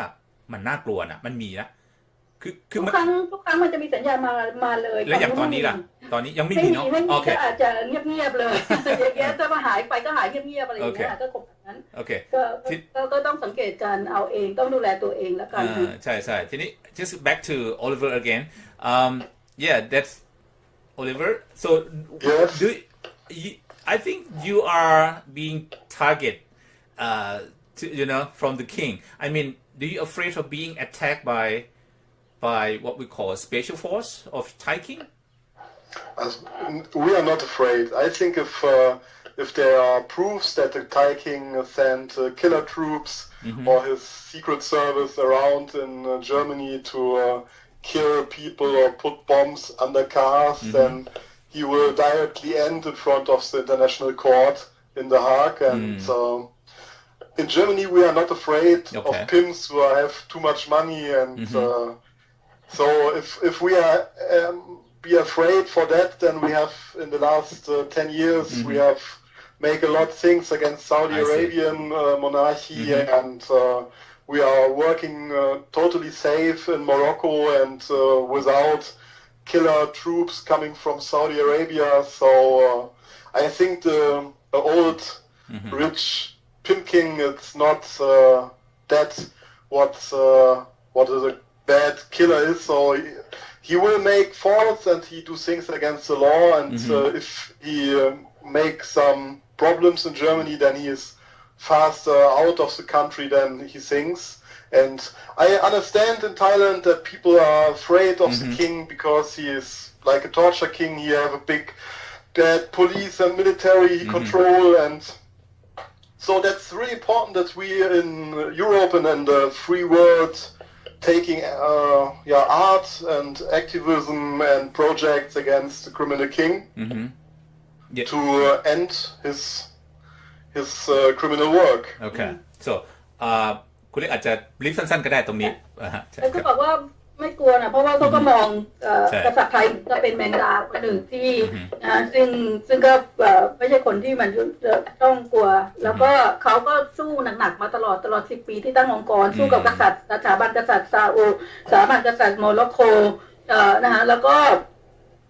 ซึ่งมันเป็นการต่อสู้ที่หนักแล้วคิดว่าถ้าเกิดอะไรขึ้นจากเขาเนี่ยนะหรือจากพวกเราที่ในยุโรปเนี่ยกษัตริย์ถูกขึ้นศาลแน่นอนมันเป็นเรื่องชัดเจนอยู่แล้วเพราะเราทำแคมเปญแล้วถ้าเราต้องมาตายเพราะเรื่องนี้เพราะฉะนั้นก็เป็นเรื่องหนึ่งแต่เขาเข้าใจดีว่าคนในประเทศไทยกลัวมากนะในบรรยากาศของความกลัวที่ไม่กล้าพูดอะไรแล้วก็นี่ยิ่งเป็นเหตุผลใหญ่เลยว่ามันจะท้อนเลยว่าเราจำเป็นต้องทำแคมเปญตรงนี้เพื่อที่จะเปิดพื้นที่เสรีภาพให้คนในประเทศไทยที่อยู่ในภาวะของความกลัวกันมากมาย Just go back to Oliver again. Your campaign and what are you doing now? It's very serious about affected to both country. Relationship between Thailand and Germany gonna be break down because your campaign, something like that. So what gonna do? What you going to do if your campaign just like break down the relationship between Thailand and Germany? Yeah, but you must see it different. So I think we have the hearts from the Thailand people on side our campaign. Okay. And if the political bad side of the campaign not fit the world side of the king, then and he put away his ambassador from Germany, then it's only again the next crazy step of an old sick man. So I think the Thai people really know that Europeans love it to come to Thailand, and I think it will not break down any love and humanity between the ties of our nations, and it will only show that the king is a little bit nearer at his end if he do it, and I think he should directly turn down all his political power and give it to the people, because Thailand waits so long for a free country and without military and a king that the people have to get it now. Yeah. Okay. คุณเล็กครับนิดนึงก็ได้ คือเขาบอกว่ากษัตริย์แก่ชราคนนี้เนี่ยนะคะเขาซึ่งเขาบอกว่าเขามองต่างกันเขาไม่คิดว่าการรณรงค์ครั้งนี้เนี่ยจะทำให้เกิดความแตกเรียกว่าอะไรนะยุติความสัมพันธ์ระหว่างเยอรมันกับประเทศไทยได้แล้วเพราะว่าตัวของกษัตริย์ชราคนนี้เนี่ยก็มีปัญหามากมายแล้วก็เขาคิดว่าการรณรงค์ของพวกเราเนี่ยได้ใจของคนไทยเยอะเหมือนกันนะแล้วก็ที่จะสูงเพราะว่าสถานการณ์ที่คนไทยก็เท่าที่เห็นกันอยู่ใช่ไหมคะซึ่งเขาบอกว่าในแง่ของความสัมพันธ์เนี่ยประเทศไทยก็เป็นประเทศที่รักของทุกคนของคนที่ไปเที่ยวไปนักท่องเที่ยวไปอะไรต่างๆซึ่งมันก็ยังคงอยู่ในความรักตรงนั้นแล้วก็มันไม่มีผล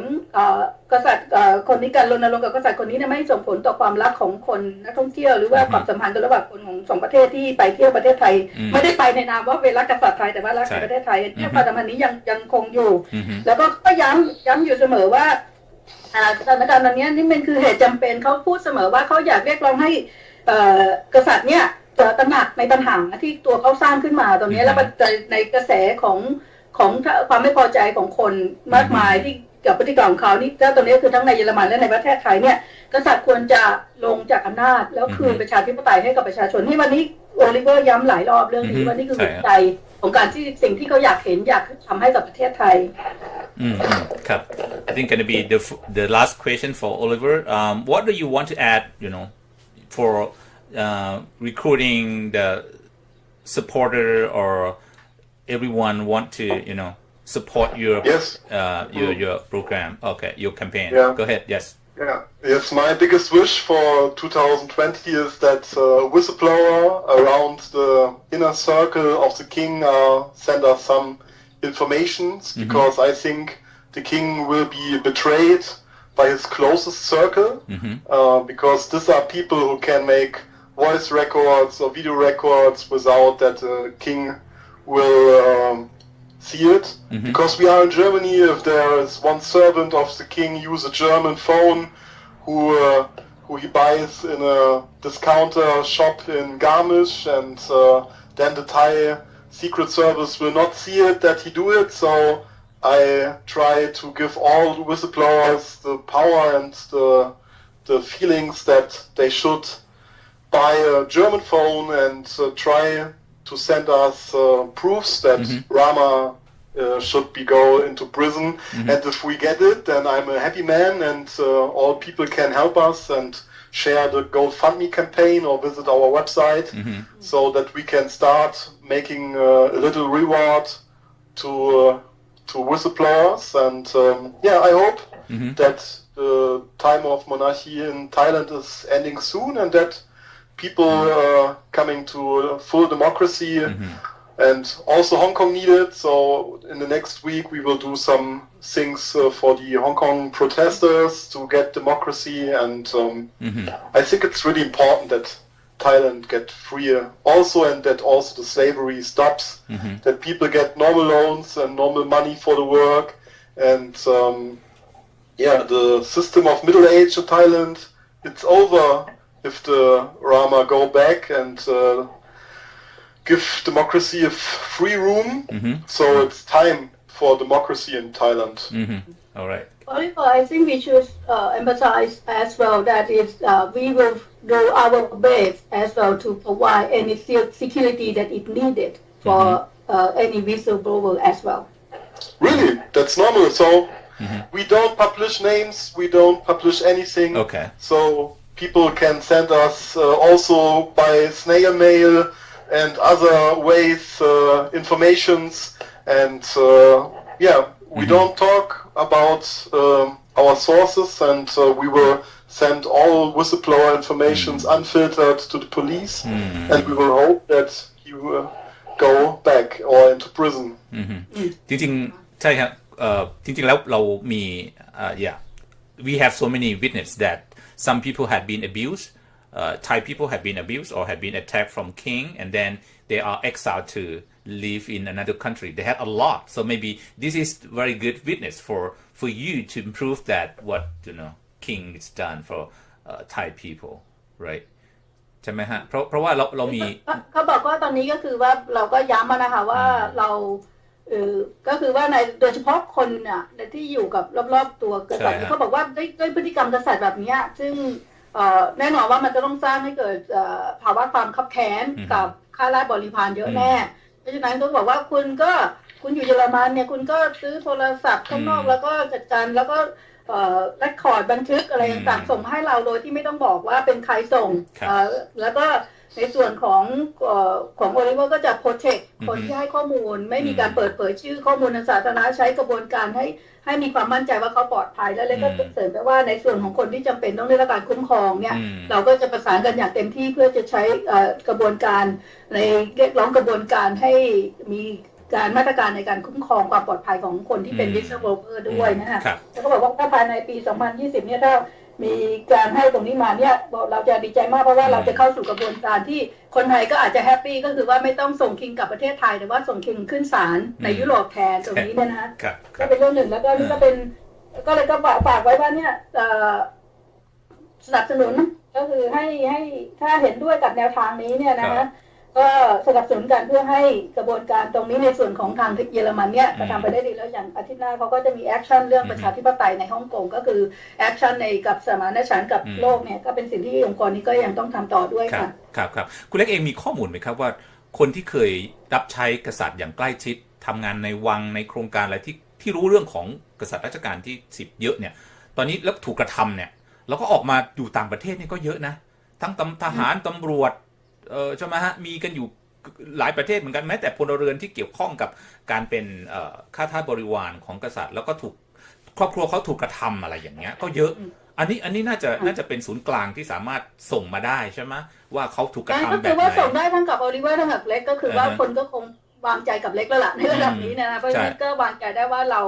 ในฐานะคนที่พยายามช่วยเหลือคน112มาโดยตลอดแล้วก็จะต้องให้ความสำคัญเป็นพิเศษกับความปลอดภัยของทุกคนแล้วก็คือถ้าสื่อสารกับโอลิเวอร์ไม่ได้เนี่ยข้อมูลต่างๆเนี่ยส่งให้เล็กได้โดยตรงได้นะคะแล้วก็ส่งมาทางเล็กก็แนะนำว่าเวลาการส่งเนี่ยอย่าส่งข้อมูลทาง Facebook แค่ส่งสัญญาณว่าจะติดต่อกับเรายังไงแล้วเดี๋ยวเราจะมีช่องทางในการให้ติดต่อที่มันเคียวมากกว่าในการที่จะติดต่อคือผมก็คือได้ทั้งสองทางใช่คือผมคิดว่าความอัดอั้นตันใจที่เห็นพฤติกรรมที่ค่อนข้างจะโหดร้ายในหลายๆกรณีของกษัตริย์รัชกาลที่10ที่ประชาชนคนไทยมีเนี่ยเขามีแล้วคนที่มีข้อมูลเขามีแต่เขามองว่าข้อมูลที่เขามีมันก็ไร้ประโยชน์เพราะเอาไปเขาก็อันตรายไม่มีใครโปรเทคเขาได้ใช่ไหมฮะเพราะงั้นเขาเลือกเก็บก็อย่างเล็กที่มาพูดเลยว่าใครที่จะถ้าคุณเป็นมีข้อมูลอย่างเงี้ยเล็กช่วยเต็มที่เลยเรื่องกระบวนการพาลี้ภัยทั้งครอบครัวให้ไปอยู่ในพื้นที่ปลอดภัยก่อนเพื่อที่จะให้ข้อมูลอันนี้เราก็พร้อมช่วยเต็มที่เลยนะเพราะว่าเราคิดว่าตอนนี้ข้อมูลที่เป็นเชิงเป็นประจักษ์พยานคือใน general เนี่ยเรารู้แล้วแต่ว่าในเชิงของเป็นประจักษ์พยานเนี่ย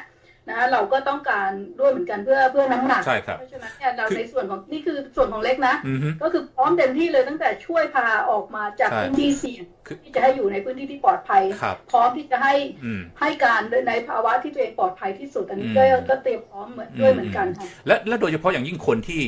ลี้ภัยมาอยู่ต่างประเทศเนี่ยเขามีข้อมูลนะแต่ถ้าเกิดเขาให้ไปเนี่ยเขากลัวว่าพี่น้องญาติ ครอบครัวเขาที่เมืองไทยอาจจะกระทบอีกเขาก็ต้องเก็บไว้อยู่ดีขนาดอยู่ต่างประเทศแล้วก็ยังกลัวอีกก็คืออันนี้เนี่ยก็คือเราก็จะพามาทั้งครอบครัวในประเทศไทยให้เขารู้สึกว่าถ้าครอบครัวปลอดภัยแล้วเขาพูดได้นี่ก็เป็นสิ่งที่เราต้องช่วยกันขนาดนั้นเลยก็คือว่าพร้อมช่วยถึงขนาดนั้นค่ะพร้อมช่วยทั้งครอบครัวใช่แต่ถ้าเกิดไม่พร้อมที่จะให้ครอบครัวย้ายไปอยู่ประเทศอื่นก็เพียงแต่ว่าคุณเปิดเผยข้อมูลเอาข้อมูลที่คุณมีเนี่ยเมื่อคุณมาอยู่ในต่างประเทศแล้วเนี่ยเอาข้อมูลที่คุณมีมาบอกกับทางโอลิเวอร์หรือคุณจันยาแบบสนเทศค่ะคือว่าถ้าไม่พอนั่นก็คือส่งสนเทศแล้วคุณเองก็ได้รับการโปรเทคอยู่แล้ว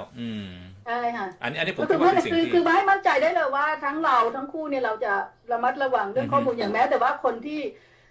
สนับสนุนเนี่ยก็จะเป็นข้อมูลเอกสารภายในซึ่งจะไม่มีการเผยแพร่ต่อสาธารณะอยู่แล้วเพราะรู้ในความเข้าใจฮะอ่อนไหวตรงนี้อยู่ใช่คือที่ผ่านมาเนี่ย I'm just reassure John that we are very we understand the sensitivities and the dangers of the situations and we are confirms and reaffirm again that like the confidentiality is a key of our work and commits people both people who donate to the projects and people who also provide any kind of evidence to the project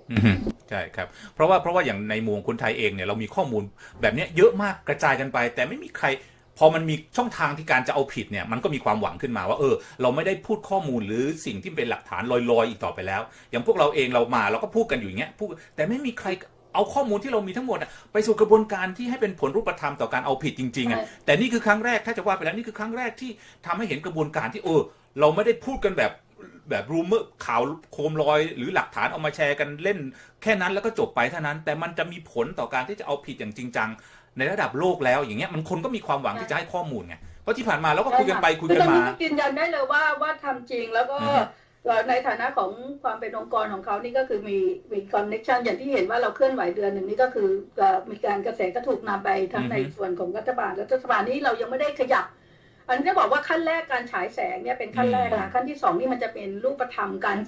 รแอคชั่นที่เป็นคนไปยืนประท้วงไปอะไรกันแล้วนะคะเพราะฉะนั้นนี่แค่เปิดตัวเนี่ยก็ตื่นกันทั้งเยอรมันทั้งโลกแล้วเพราะฉะนั้นก็บอกได้เลยว่า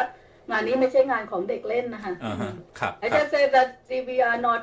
doing this as a childish or child play we are very serious and the first month of the activities is the light beaming this is only the opening of the activity you have so many more activity plans that is not just about beaming of the words but also artistic way presenting of the situation of the Thai king. Yes. Can you say a bit about this to the people that what you plan to do? Yeah, we have a lot of ideas what we want to do in front of the hotel of the king. If he is in Germany or if he's in Spain or in France, it don't make a difference. So we will go there where the king is and we will confrontate him with all bad things what he's doing and we will take the mirror and show him what he do and then he should have to fear what happened because art tear down dictators and I think our next steps with the puppet plays it's here perhaps for people it's funny to hear it but I think if you are saying things about that what happens in the last years and we show how evil the Pimp King is then people will go on the streets in Thailand and they will stop him I think it's possible and if the military shot again with German ammunition so with German rifles so also Germany have a big problem to send military things to Thailand what is used by the king against the people so also this is a big topic for the court and I think there was people killed by German rifles in the last years and I think they use it illegal and they make bad things so we have a lot of things coming we have also really bad things are coming but the problem is we can't talk about it because that's a part of the campaign that we are coming in the night when nobody knows it and when nobody accepts us and then we don't let the king sleep yeah so ไม่เป็นไรอันนี้โอเคสั้นๆครับท่านยังมีอีกเยอะเขาบอกว่าศิลปะเนี่ยโค่นเผด็จการมาได้หลายคนแล้วก็การแคมเปญนี่จะเน้นเรื่องของการใช้ศิลปะอย่างเช่นมันมีการทำละครหุ่นแล้วตอนนี้ นะคะเพื่อที่จะไปเล่นละครหุ่นที่หน้าวังจะมีการถือกระจกไปให้คิงเนี่ยก็คือกระจกไปที่วังที่คิงอยู่เพื่อให้แบบก็เหมือนกับว่าส่องกระจกดูตัวเองอะไรทำนองเนี้ยแล้วก็มันมีกระบวนการว่าเขาคิดว่าในไม่นานเนี่ยภาวะความขับแค้นของคนไทยเนี่ยก็คงทนไม่ได้แล้วคิดว่าถ้าคนไทยลุกขึ้นมาประท้วงเนี่ยถ้าทหารเนี่ยใช้การกำลังทำร้ายประชาชนเนี่ยเขาก็จะต้องใช้ประเด็นตรงนี้ที่มา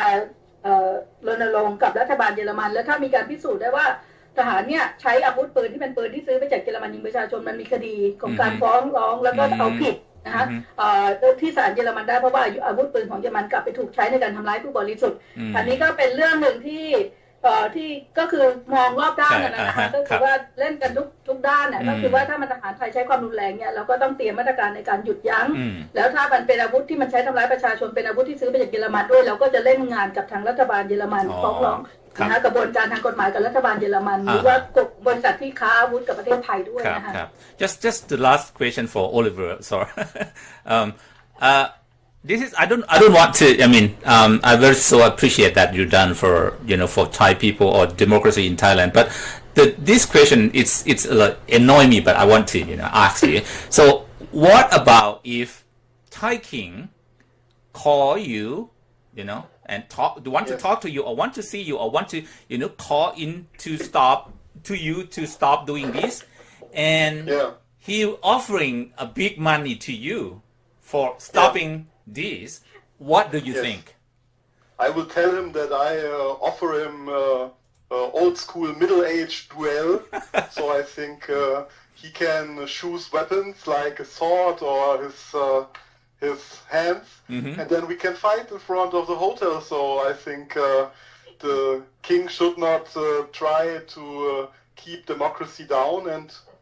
and go back and give the power to the people. So it's not the question about money, it's a question about criminal things, what he's doing, what he torture and what he do with his wives and the family of the wife. So it's a criminal king, it's a bad unhumanity king, and it's if he is calling, then we will record the call and we'll directly upload it on Twitter. Alright, thank you. โอเคคุณเล็กบรีฟตรงนี้อีกหน่อยนะครับเขาบอกว่าถ้าโทรมาเนี่ยนะเขาก็จะบอกว่าคือมันเหมือนกับว่ามันดูถูกกันนี่หว่าใช่แบบว่าไม่อยากถามอะไรเอาดาบมาฟันกันเลยคนหน้าโรงแรมเลยมันถูกเชิญชายกันนี่ก็แบบนั้นก็คือว่าถ้าเขาโทรมาตอนอย่างนั้นก็คือแบบชวนกันเลยชวนกันไปตีดาบกับเขาเรียกว่าอะไรนะเขาว่าเราก็คือว่าโอเคไปดวลกันเลยอย่างลูกผู้ชาย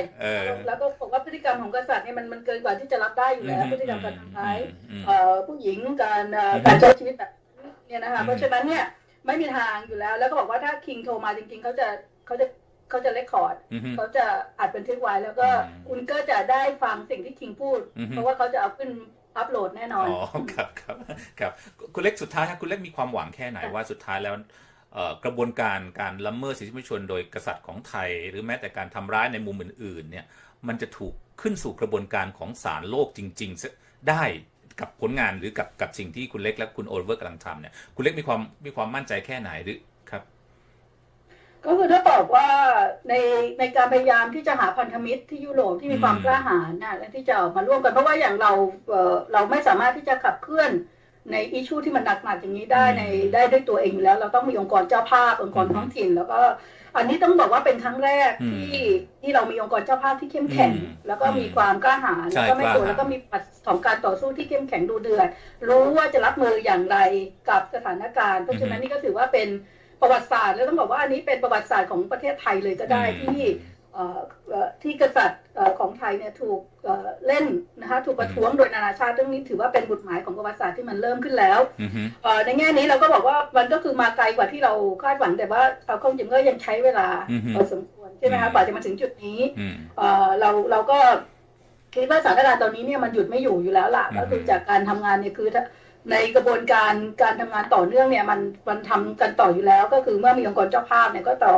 แต่ว่าเรื่องของกระบวนการศาลกระบวนการดำเนินคดีเนี่ยนะคะเราคิดว่ามันมีช่องทางที่เป็นไปได้เยอะอย่างที่ได้บอกว่าตอนนี้มันมีถึง3ศาลแล้วมันมีถึง2รัฐสภาคือรัฐสภาของบาวาเรียรัฐสภาของชาติก็คืออยู่ที่เบอร์ลินเนี่ยซึ่งจะ take issue มีการเรียกร้องถึง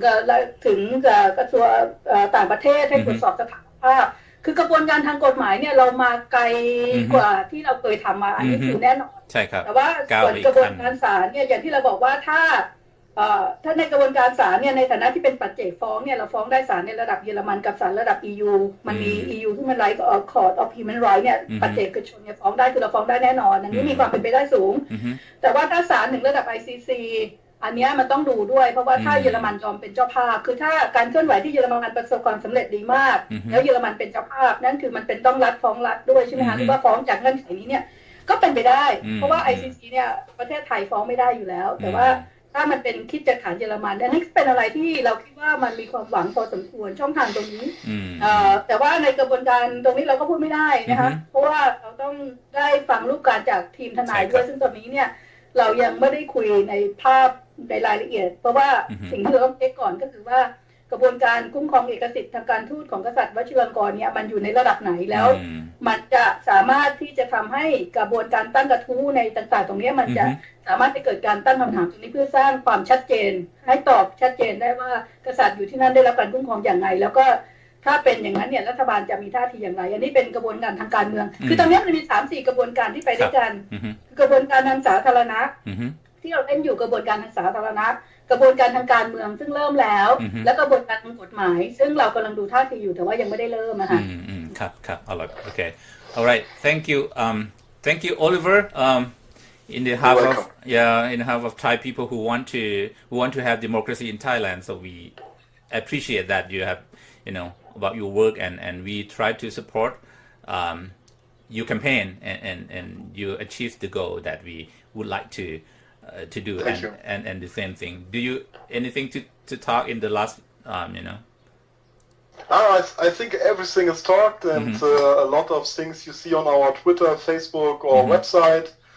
and we only hope that whistleblowers are calling us so I'm really think of that it's possible to make a change in Thailand and we only need the help of the people and they should be brave and I think the time for the monarchy ends soon in Thailand. All right, thank you so very much. คุณเล็กครับก็ขอบคุณคุณเล็กเช่นกันนะครับที่เป็นทั้งผู้ถูกสัมภาษณ์แล้วก็เป็นทั้งล่ามในเวลาเดียวกัน All right. ยินดีครับขอบคุณมากครับ Thank you so very much you guys. Thank you very much Oliver too. Yeah, thank you. Oliver,สู้ๆ Yeah. Nice. All right. Thank you. So, bye. Bye. Thank you very much. ติดเลยนะคะ Yeah ใช่ครับก็เป็นปรากฏการณ์ใหม่ก็ว่าได้นะฮะสำหรับเรื่องของการเคลื่อนไหวเพื่อที่จะให้ทั่วโลกได้เห็นถึงปัญหาที่เกิดขึ้นนะฮะในประเทศไทยทั้งเรื่องของการละเมิดสิทธิมนุษยชนโดยพระมหากษัตริย์ของไทยการแทรกแซงทางการเมืองนำไปสู่ปัญหาการที่ทำให้ประชาธิปไตยในประเทศไทยไม่ก้าวหน้าก็มาจากบทบาทของพระมหากษัตริย์โดยเฉพาะอย่างยิ่งในปัจจุบันนี้ค่อนข้างจะเห็นชัดเพราะงั้นถ้าหากมีองค์กรที่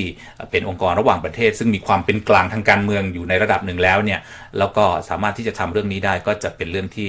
ทำให้คนไทยนั้นได้พบกับความเข้าใจและเห็นถึงเรื่องของปัญหาที่เกิดขึ้นได้นะครับไม่ใช่ว่าจะเป็นการเพื่อจะทำลายประเทศชาติของเราแต่ต้องการให้คนไทยนั้นมีสถานะของความเป็นประชาชนที่มีเสรีภาพมากขึ้นมีสิทธิของความเป็นมนุษย์มากขึ้นการกระทำของสถาบันพระมหากษัตริย์ในปัจจุบันหลายๆเรื่องนั้นเป็นแหล่งเพาะเชื้อหรือแหล่งก่อกำเนิดทำให้ปัญหาการละเมิดสิทธิมนุษยชน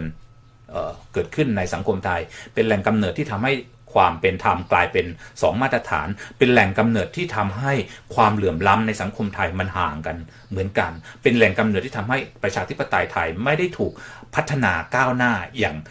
ที่ควรจะเป็นสอดคล้องกับความเปลี่ยนแปลงของโลกยุคใหม่หรือวิธีคิดของโลกยุคใหม่เราเห็นการเปลี่ยนแปลงของเด็กรุ่นใหม่ของเยาวชนไทยที่เติบโตขึ้นมาในยุคสมัยนี้มากขึ้นและความคิดของเขาก็เป็นไปในลักษณะที่ไม่ได้จะเห็นด้วยหรือมีความคิดที่เป็นการตั้งคำถามกับสถาบันพระมหากษัตริย์เยอะแยะมากมายเพราะฉะนั้นกระบวนการที่โอลิเวอร์และคุณจัญญาขององค์กรพิโซ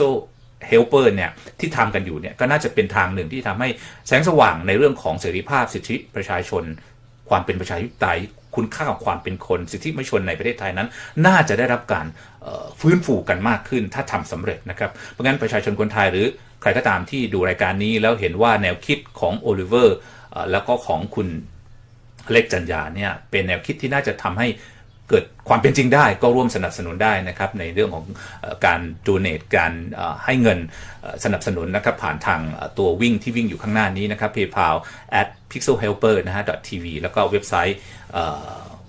pixelhelper.org นะแล้วก็สื่อสารไปได้และอีกอันหนึ่งที่คุณโอลิเวอร์และคุณจันยาต้องการก็คือเรื่องของหลักฐานข้อมูลที่มันมีมากพอเพราะว่าที่ผ่านมาเราคุยกันเฉพาะในกลุ่มคนต่างประเทศหรือแม้แต่ในประเทศเองเราก็คุยกันแบบเป็นแค่เสียงกระซิบหรือเป็นแค่ข่าวลือทั้งที่บางเรื่องบางอันมันก็มีหลักฐานแต่ว่าไม่สามารถที่จะเอาหลักฐานนั้นมาแฉและมารวบรวมกันอย่างเป็นเรื่องเป็นราวได้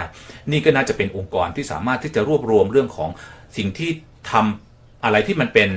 ผิดกฎหมายผิดของความเป็นหลักของความยุติธรรมที่กระทำโดยสถาบันกษัตริย์ไทยเนี่ยน่าจะเป็นแหล่งรวมที่น่าจะเรียกว่าเป็นครั้งแรกที่น่าจะรวมกันได้เพราะงั้นลองดูนะฮะเราไม่มีช่องทางไหนที่จะทำได้นี่จะเป็นช่องทางแรกที่น่าจะทำได้นะครับและขอย้ำอีกทีนี่ไม่ใช่เป็นการทำลายชาตินี่ไม่ใช่เป็นการที่จะล้มล้างความเป็นประเทศไทยแต่เราต้องการให้ประเทศไทยนั้นยืนอยู่ในสังคมโลกได้อย่างมีเสรีมีองค์อาจและมีศักดิ์ศรีนะครับเราก็คงรู้กันโดยคนไทยในยุคปัจจุบันว่าในรัชสมัยปัจจุบันนั้นประเทศไทยถูกกระทำให้เป็นประเทศที่ดูเหมือนจะไม่ค่อยมีศักดิ์ศรีไม่ค่อยมีความภาคภูมิใจในการยืนขึ้นอยู่ในเวทีโลกอย่างสง่างามเหมือนเมื่อก่อนหรือว่าเราอาจจะไม่เคยมีก็ไม่ทราบแต่เราไม่มีสิ่งนี้เพราะงั้นนี่คือเป็นสิ่งที่อยากจะให้ช่วยกันสนับสนุนนะครับแล้วก็จะเป็นการทำให้ประเทศไทยก้าวไปสู่ความเป็นประเทศที่มันมีความโปร่งใสมากขึ้นมีความเป็นธรรมมากขึ้นมีความเสมอภาคมากขึ้นมีสิทธิเสรีภาพมากขึ้นและก็จะเป็นจุดเริ่มต้นที่จะทำให้กระบวนการพัฒนาประชาธิปไตยมันเริ่มต้นนับหนึ่งเสียทีไม่ใช่วนอยู่ในลูปเดิมซ้ำแล้วซ้ำเล่าเพราะว่าสถาบันพระมหากษัตริย์